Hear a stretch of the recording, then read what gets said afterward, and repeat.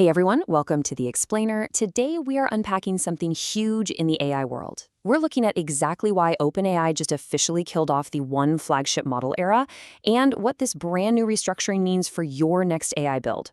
Okay, let's dive right in.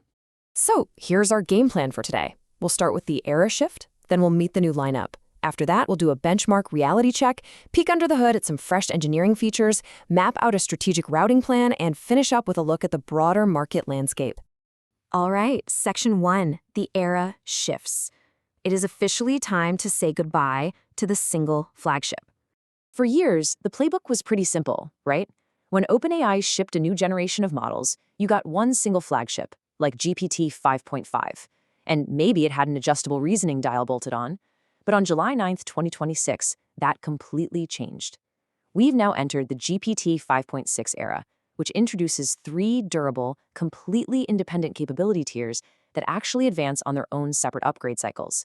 It fundamentally shifts the industry to a car terminology. You've now got an economy, a mid-tier, and a performance model, all rolling off the exact same underlying technological platform.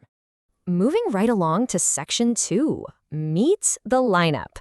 Let's get to know Sol, Terra, and Luna. Now, all three of these models share a few foundational specs. They all have a February 16th, 2026 knowledge cutoff, a maximum output of 128,000 tokens, and a truly massive 1 million token context window.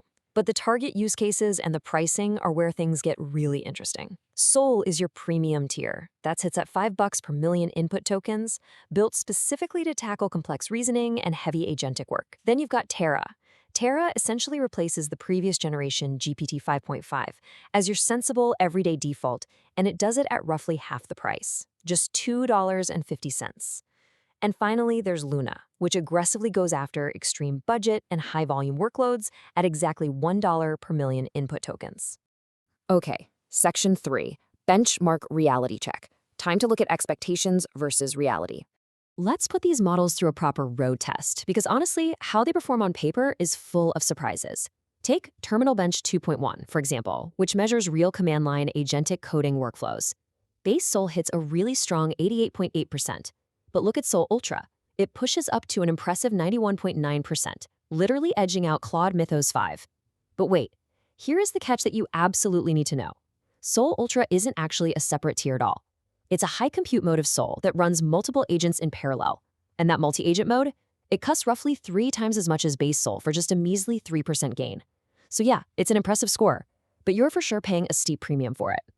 The crucial takeaway here is that cheaper doesn't always mean strictly worse. When you actually start testing specific tasks, OpenAI's intended tier hierarchy gets kinda weird. On a benchmark called Toolathlon, which tests real-world tool use competence, the absolute cheapest tier, Luna, actually beats the mid-tier Terra.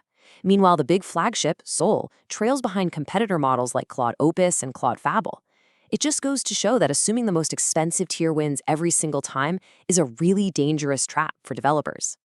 But we also have to talk about where cheap models genuinely fall apart. Do not be fooled by Luna's 1 million token spec sheet.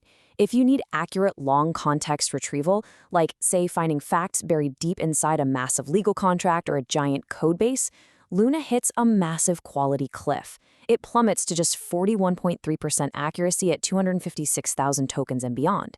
Sol, on the other hand, maintains a much more reliable 73.8% recall in that exact same deep token range. So, for serious document reading, Luna is just plain not the tool for the job. So let's quickly summarize exactly where GPT 5.6 wins and loses, just to bust a few industry myths. In the win column, Sol absolutely dominates Claude on long-running autonomous workflows, setting a brand new state-of-the-art score of 53.6 on the agent's last exam benchmark. It is also highly competitive in cybersecurity, going toe-to-toe with unreleased research models on Exploit Bench.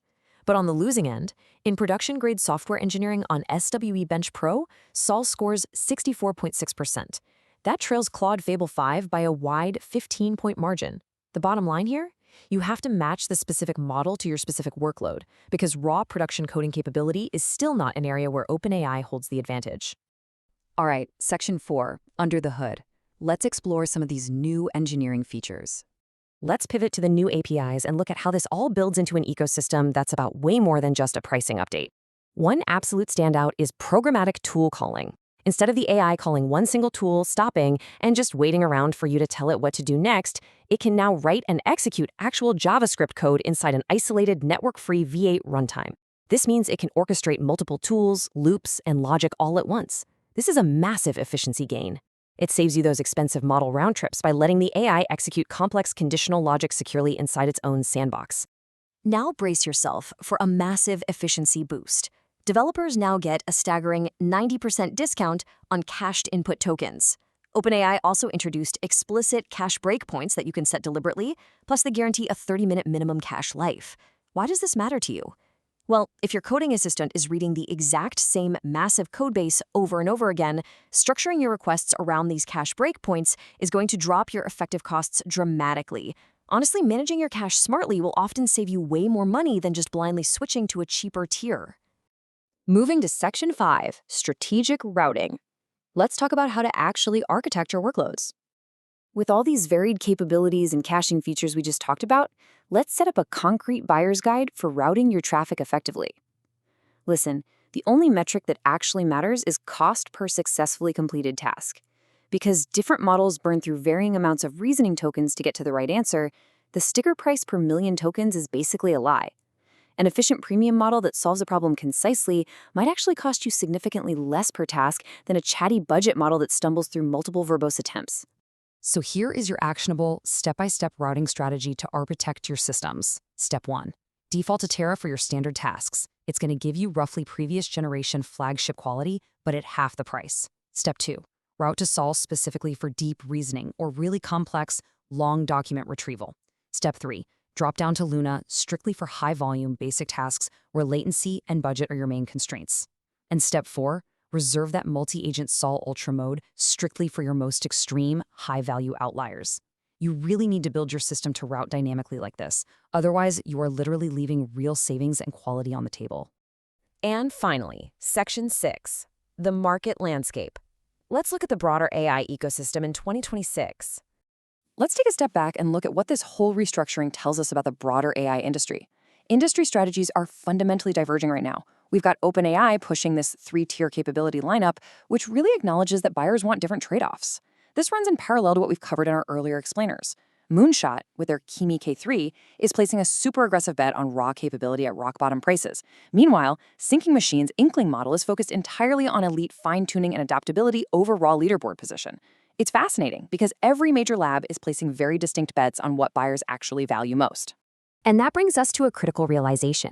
The days of blindly choosing one single flagship model and calling it a day, those days are completely over. The market has matured, and these labs are deeply diverging in their strategies. Choosing a model is now a genuinely complex evaluation exercise. So I want to leave you with one vital question. As these incredible labs forge fundamentally different paths, which ecosystem strategy actually aligns with what you are building next? You're going to want to take some time to test your own workloads and see. Thank you so much for joining me on this explainer. I hope you found this structural breakdown incredibly helpful, and I will see you in the next one.